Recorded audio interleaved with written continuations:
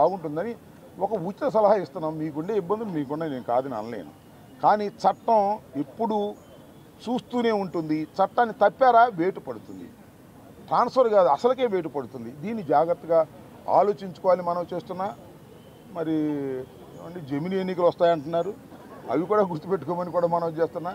ఆ జమినీ ఎన్నికలు వచ్చినా కానీ మావి మాత్రం 29 జరుగుతాయి అంటున్నాడు ముఖ్యమంత్రి గారు. మరి అదేంటో నాకు అర్థం కాదు. స్పెషల్గా ఏమైనా జరిగిద్దేమో అంటే ఇప్పుడు తొందరగా వచ్చేస్తే మాటనరేమో పోలీసులు అనేటువంటి భయంతో ఉన్నట్టున్నారు. ఏది ఏమైనా చట్ట ప్రకారం వ్యవహరించాలని మిమ్మల్ని అంటే పోలీసు యంత్రాంగాన్ని కోరుతున్నాను. ప్రజలు ఈ పోరాటానికి మద్దతు ఇవ్వాలని కూడా ఈ సందర్భంగా నేను కోరుతున్నాను. కట్టాలి, అయితే చిన్న ప్రొవిజన్ ఉంది వాళ్ళకి.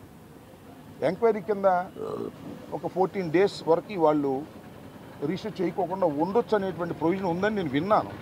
అది కొత్తగా వచ్చినటువంటి యాక్ట్ ప్రకారం ఐపీసీ నుంచి ఇప్పుడు బిఎన్ఎస్ఎస్ వచ్చిన బిఎన్ఎస్ దాని ప్రకారం ఉందని అన్నారు. చూద్దాం, వెయిట్ కొంతకాలం వెయిట్ చేస్తాం. వెయిట్ చేసిన తర్వాత చట్ట ప్రకారంగా వెళ్తాం. పోలీసులు మా మాట వింటారని మేము అనుకుంటున్నాం, చట్టం ప్రకారం పనిచేస్తామని. లేదండి మేము చట్టం ప్రకారం పనిచేయమండి, మా లోకేష్ గారు రాసిన రెడ్ బుక్ ప్రకారం మేము పనిచేస్తారన్నా అనుకో, వాళ్ళని కూడా మేము గుర్తుపెట్టుకుంటాం, కోర్టుకు వెళ్తాం. కోర్టు నుంచి ఆర్డర్స్ తెచ్చుకోవడానికి ప్రయత్నం చేస్తాం చట్ట ప్రకారంగా. ఓకే,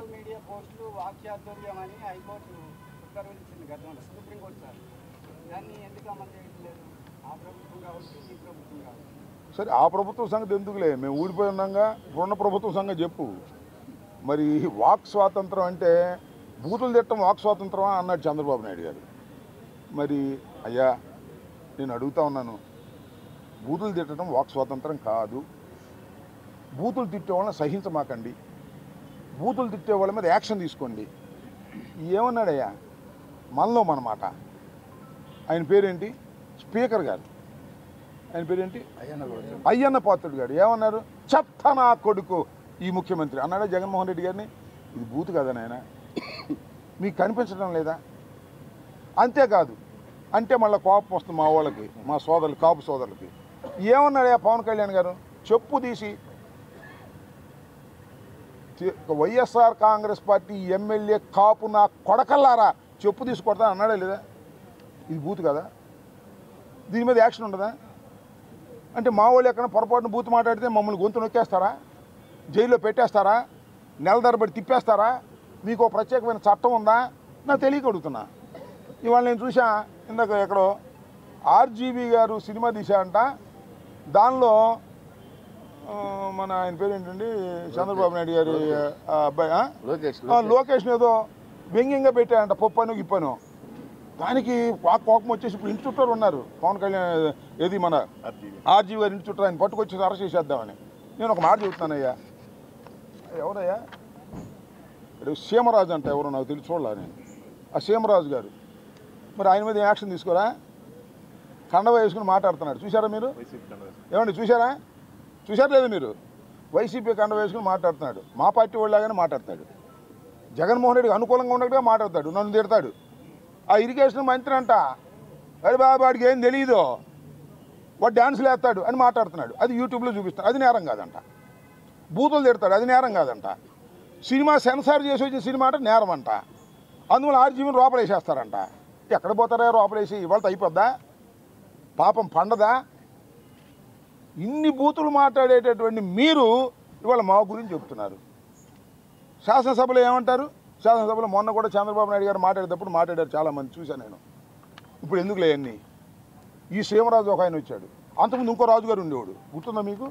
మా పార్టీనే, మా పార్టీలో గెలిచాడు, ఎంపీ అయ్యాడు. ఏంటని? రఘురామకృష్ణరాజు గారు. మా కండవా వేసుకునేవాడు, ఇప్పుడు సీమరాజు లాగానే మమ్మల్ని తిడుతుండేవాడు. చంద్రబాబు నాయుడు ప్రోత్సహిస్తూ ఉండేవాడు. ప్రోత్సహించి తెలుగుదేశంలో తీసుకున్నాడు. మమ్మల్ని తిట్టన్నాళ్ళు తిట్టాడు. ఎన్ని తిట్టాడండి అయ్యా, ఎన్ని తిట్టాడు చెప్పండి ప్లీజ్, మీరందరూ చూస్తున్నారు కదా. తిట్టుకోకుండా జగన్మోహన్ రెడ్డిని తిట్టాడే. తిట్టిన అది ఏమన్నాడు తెలుసా మీకు?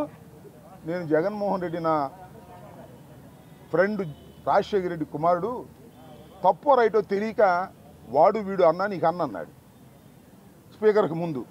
తిట్టినాను ఆయన ఒప్పుకున్నాడుగా, ఆయన ఇప్పుడు స్పీకర్ చేశావు ఆ రాజుగారిని. మళ్ళీ ఈయనెవరు ఇంకో రాజుగారు వచ్చాడు, పాపం ఆ రాజుగారు పేమెంట్ తీసుకునే మనిషి కాదులే. కాస్త చంద్రబాబు నాయుడు వల్ల పడి జగన్మోహన్ రెడ్డి గారిని తిట్టాడు మా కండవ వేసుకుని. ఇప్పుడు కొత్తగా ఇంకో సీమరాజు గారు అంట ఆయన వచ్చాడు. ఆయన క్యాష్ మొత్తం లోకేషే. రోజు తిడుతున్నాడు, ఇష్టం వచ్చినట్టు తిడుతున్నాడు. దానికి సెన్సార్ లేదు. ఆర్జీవీని అయితే లోపలేస్తారు, సీమరాజుని అయితే నెత్తిని పెట్టుకు పొగుడుతారు. ఎక్కడ పోయే కాలం వచ్చిందా మీరు? ఏది నాకు అర్థం కాల. ఇవాళతో అయిపోతాయా రాజకీయాలు? నేను మనవి చేస్తున్నా.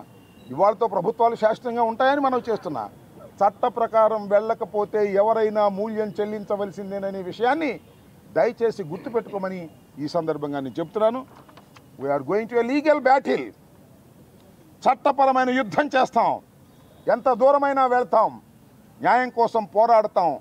చట్టం ముందు లోకేష్ అయినా, అంబటి రాంబాబు అయినా, సీమ రాజైనా, ఆ త్రిపుల్ రాజైనా, ఇంకో స్పీకర్ గారు అయ్యన్న పాత్రుడైనా, ఈ లింగపాత్రుడైనా ఎవరైనా ఒకటేనని నిరూపించేంత వరకు మేము పోరాటం చేస్తాం.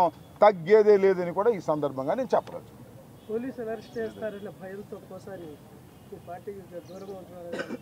ఏమో మరి పాపం పోలీసు అరెస్ట్ చేస్తారని కొంతమంది భయపడతారు కదా పాపం. అందరూ ధైర్యంగా ఉండలేరు కదా. ఇప్పుడు నన్ను అరెస్ట్ చేస్తారంటే నా భార్య పిల్లలకి అందరూ పడతారు కదా. అట్లా ఏదన్నా బెదిరించాక ఇదంతా కూడా ఏంటి? మేము అరెస్ట్ చేస్తాం, మీరు పోస్టింగ్లు పెట్టొద్దు. మేము అరెస్ట్ చేస్తాం, మీరు మీడియాలో మాట్లాడొద్దు. మేము అరెస్ట్ చేస్తాం, లోపలేస్తాం, మీరు జై తెలుగుదేశం అనండి, వైఎస్ఆర్ కాంగ్రెస్ పార్టీకి రాజీనామా చేయండి. ఇదే కదా కదా. ఎంతమందిని కేసులు పెట్టి బలవంతం చేసి రాజీనామా చేసుకుంటే ఉంటారా మీ ఇంట్లో?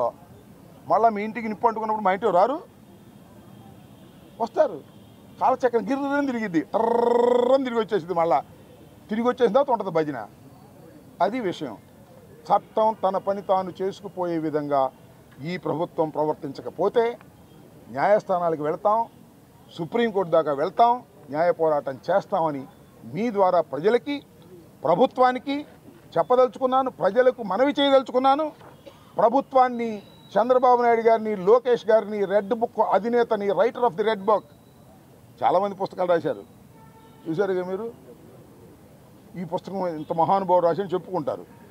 రెడ్ బుక్ రాసింది మాత్రం మన లోకేష్ బాబు గారు. ఆయన శాశ్వతంగా రెడ్ బుక్ రచయితగా నిలిచిపోతాడు. ఆ రెడ్ బుక్కే నీకు శాపం కాబోతుందని కూడా ఈ సందర్భంగా నేను చెప్తున్నాను. ప్రజాస్వామ్యంలో పార్టీలు మారతాయి, పద్ధతులు మారతాయి, గుర్తుపెట్టుకో. అది మీరు తెలుసుకోకపోతే మీరేం చేయలేరు. సన్ స్ట్రోక్ కొట్టింది అంతే. ఇంతకుముందు చాలామందికి సన్ స్ట్రోక్ కొట్టింది. చంద్రబాబు నాయుడు గారికి కూడా లోకేష్ స్ట్రోక్ కొట్టేదట్టు ఉంది, ఎర్ర బుక్ స్ట్రోక్. గుర్తుపెట్టుకోమని మనం వచ్చేసి ఇప్పటికి 5 మాసాలు అయిపోయింది. ఇంకా ఎందుకని మా మీద కక్ష? అధికారం వచ్చింది మీకు. అధికారులు మంచి పనులు చేయండి అయ్యా, రోడ్లు వేయండి అయ్యా. గుంటలు పుడుస్తూ ఎందుకు రోడ్లు వేసేయండి, ఇంకా బ్రహ్మాండంగా చేయండి. ఆ గ్యాస్ బండ్లు ఇవ్వండి, అమ్మఒడి ఇవ్వండి, ఇట్లా డబ్బులు ఇచ్చే కార్యక్రమాలు చేయండి. మీరు వాగ్దానం చేసి ఇవ్వండి, కొత్త ఏమొద్దు. అయ్యేం చేయరంట, మమ్మల్ని అరెస్ట్ చేసి లోపలేస్తారంట. చూస్తాం, అది కూడా చూస్తాం. ఏం కంగారు పడాల్సిన అవసరం లేదు. భయపడేవాడు వెనక పడిపోతాడు, ముందుంటాం. తర్వాత టైం వచ్చినప్పుడు భయపడ్డవాడు కూడా ముందుకు వస్తాడు. Don't worry. భయం అనేది సహజం ఈ దేశంలో. వారి కుటుంబాలు పాపం వాళ్ళకు ఉంటాయి. పాపం పోసాని కృష్ణమురళి గారు సినిమా నటుడు, ఏదో మమ్మల్ని అభిమానించాడు, వచ్చాడు.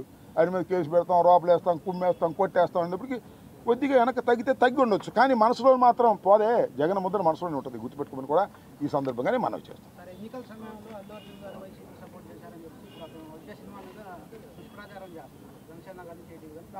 అల్లు అర్జున్ గారి సినిమా మీద ఎంతమంది దుష్ప్రచారం చేసినా అది పార్ట్ 2 కదా. ఏ పుష్పాన్ని చూడకోకుండా ఎవడు ఆపలేడు. అక్కడ దాకా ఎందుకయ్యా? నందమూరి తారక రామారావు గారి కుటుంబం జూనియర్ ఎన్టీఆర్ సినిమాను చూడకుండా బహిష్కరించాలని ప్రయత్నం చేశారా? ఆపగలిగారా? అట్లాగే ఇప్పుడు ఆయన పేరేంటి, అల్లు అర్జున్ గారి సినిమాని ఆపాలని ప్రయత్నం చేస్తే ప్రజలు చూడరు. బాగున్న సినిమా ఏదైనా చూస్తారు. అరే రాజ్బాబు హీరోగా యాక్ట్ చేసిన సినిమా బ్రహ్మాండంగా చూసామా మేము. సినిమా బాగుంటే, ఎన్టీ రామారావు గారి సినిమాలు బాగోకపోతే ఫ్లాప్ అయినాయండి. ఏం చెప్తాం? సినిమా బాగుంటే ఎవరైనా చూస్తారు. అరచేతిని అడ్డుపెట్టి సూర్యకాంతిని ఆపలేరు. అదేవిధంగా ఇలాంటి ఎదవపోకళ్ళు పోయి సినిమాని ఆపలేరు అని మరొకసారి నిరూపించేటటువంటి కార్యక్రమం వస్తుంది. అల్లు అర్జున్ అయినా, లేదా జూనియర్ ఎన్టీఆర్ అయినా, లేకపోతే మరొకరైనా సినిమా బాగుంటే ఎవరైనా చూస్తారు, బాగోపోతే ఎవరు చూడరు. నాకు తెలిసి అందరూ ఉవ్విళ్ళూరుతున్నారు. పుష్ప 2 చూద్దాం, దానిలో ఎంత బ్రహ్మాండంగా ఉంటుందని అందరూ ఎదురు చూస్తున్నారు. నేను కూడా ఎదురు చూస్తున్నా. మరీ థియేటర్లోకి వెళ్ళి చూడాలంటే ఇబ్బందిని నేను కూడా పుష్ప 2 ఎలా ఉంటుందో చూడాలని నాకు బాగా కోరికగా ఉంది. ఎందుకంటే చాలా అద్భుతంగా పార్ట్ 1 అద్భుతంగా ఉంది కదా, హాలీవుడ్ స్టైల్లో ఉంది కదా, అందరినీ తలదన్నే విధంగా వెళ్ళాడు కదా అల్లు అర్జును. అందువల్ల బాగా జలసిగా ఉంది కొంతమందికి. మీ జలసి వల్ల మీ కడుపులు పుచ్చిపోతాయి, గుర్తుపెట్టుకోండి. పోయేవాడిని ఎవడో పట్టుకోలేడు, పైకి వెళ్ళేవాడిని. మీరు పట్టుకోవాలని ప్రయత్నం చేస్తే మీ కడుపులే గ్యాస్తో పుచ్చిపోతాయి, గుర్తుపెట్టుకోమని ఈ సందర్భంగా చెప్పలేదు. ఏంటి నేను సినిమా చూడమని నువ్వు చూడు, నాకు రాదు, టికెట్ ఇస్తాను నీకు, అందరు చూడలేను. కానీ నాకెందుకు సినిమా ప్రచారం? అడిగారు కాబట్టి చెప్పాను. నేను సినిమా జోలికి వెళ్తానా? అడిగారు కాబట్టి చెబుతాం. అప్పుడెప్పుడో బ్రో సినిమా గురించి వెళ్ళాము, దానిలో నాది కూడా పెట్టారు కాబట్టి. నేను అనేది ఏంటంటే మీరు అడిగారు కాబట్టి కాస్త చెప్పాలి కాబట్టి, మీకు చెప్పకపోతే బాగోదు కాబట్టి కొన్ని ఏమో చెప్పము, కొన్ని ఏమో చెబుతాం. మనకు నచ్చింది చెబుతాం, మనసుకు నచ్చని నో కామెంట్ అని వెళ్ళిపోతాం. అని అడిగాడు. జూనియర్ ఎన్టీఆర్ని అల్లు అర్జున్ని ఇద్దరిని బహిష్కరించాలని ఎవరైనా అనుకుంటే అది మీ భ్రమ తప్ప ఎవరిని బహిష్కరించలేరు ఈ దేశంలో, ఈ సినిమాల్లో. గుర్తుపెట్టుకోండి, అల్లు అర్జున్ ఈజ్ ఇంటర్నేషనల్ యాక్టర్గా రూపుదిద్దాడు. అవునా కాదా? అవునా కాదా? Thank you.